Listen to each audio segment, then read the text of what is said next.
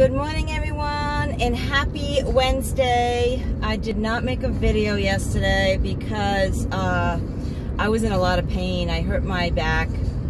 I have a disc issue anyways, but I re-aggravated it this weekend. So yeah, Monday and Tuesday, I was in a little bit of pain Monday. For some reason, Tuesday it seemed worse.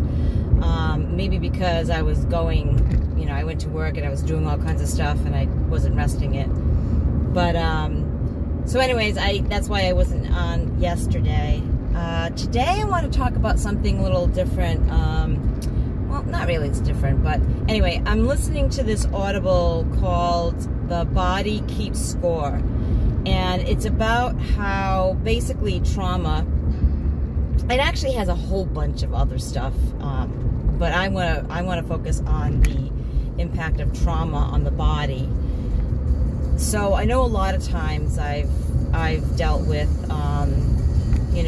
clients that say, and I've felt like this myself, clients that have said like they didn't see the warning signs, they didn't see the red flags, or maybe they never trust their gut instinct. Maybe sometimes the warning bells go off for no reason, and then they don't go off when they probably should. So the body is like off synchronicity, right? So your mind and body do not have that connection. And for a lot of people with PTSD, any kind of trauma, stress, either some kind of abuse, physical, sexual, mental, whatever, abuse as a child, a lot of times because the way their brains are developed, they don't really have that synchronism. They can't connect what is dangerous and what is not. They're not really in tune to that. So when their body is giving them signals, it may or may not be correct. So they learn not to trust their body and their signals, right? Or sometimes they become over paranoid and like every single thing is a stress or a life and death situation. And they were comparing, PTSD, people from like past wars, like World War II or any war, and how that can relate to childhood trauma.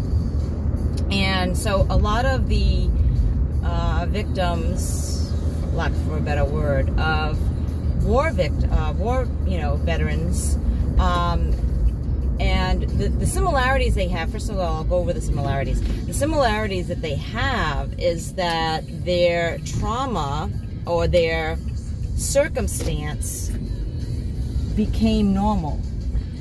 So if you're over in a war circumstance and you're having to kill people and people are dropping dead alongside of you, and you're having to invade cities and where there's children, and you see a lot of stuff, and it becomes a normalcy. Like your body's way of protecting you is to become, this is okay, this is normal, this is what we do, this is what it is.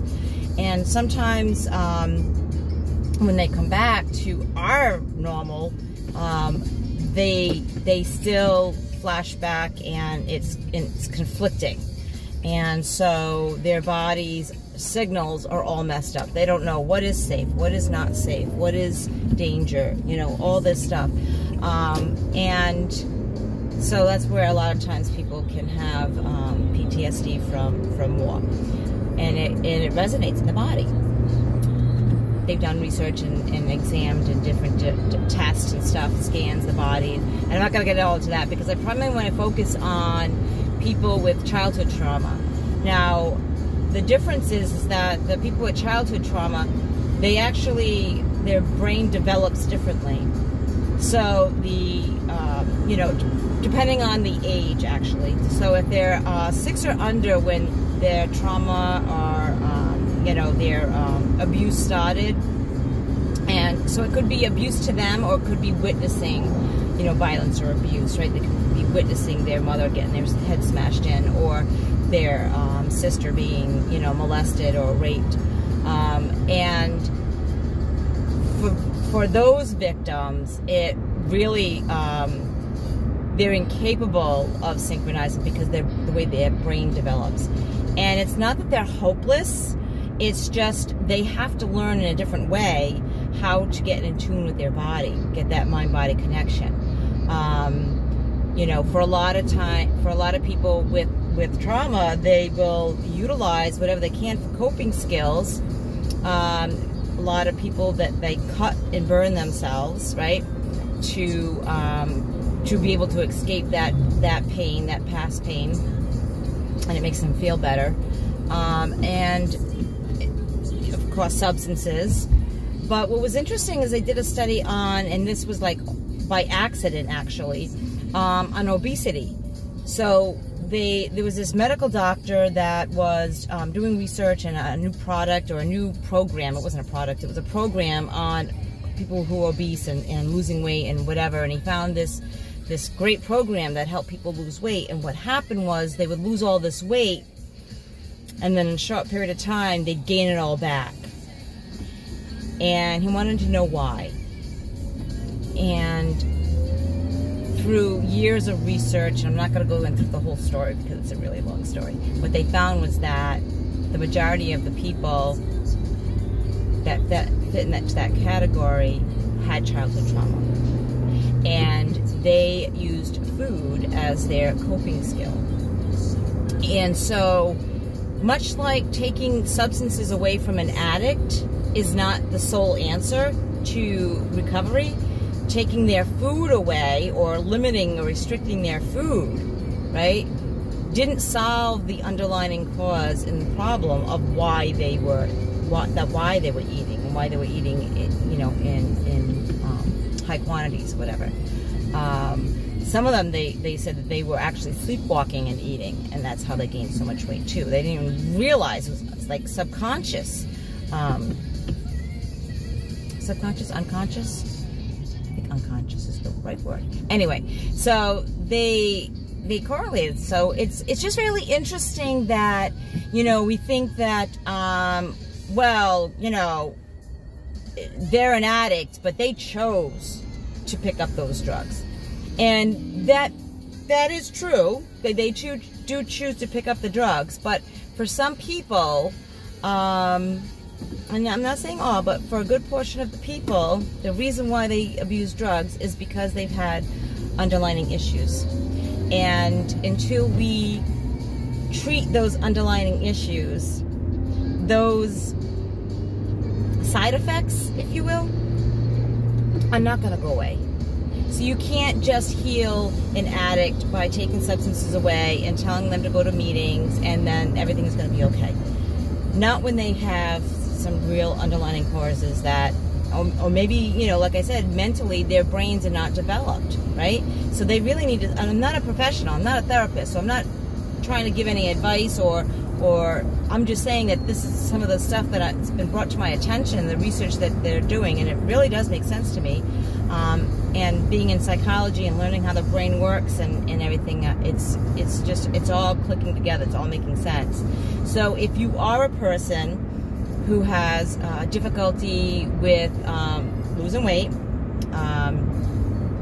have substances, self-harm, and you may have some underlying issues, it's really important to get the right treatment, to get the right care.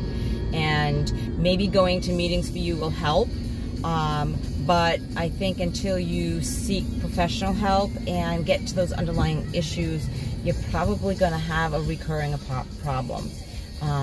Like I say, I work in the industry, I see it all the time, I see people coming in and out, and I think the problem is that their brains are just not connecting. Their body and their mind and body do not have that synchrony.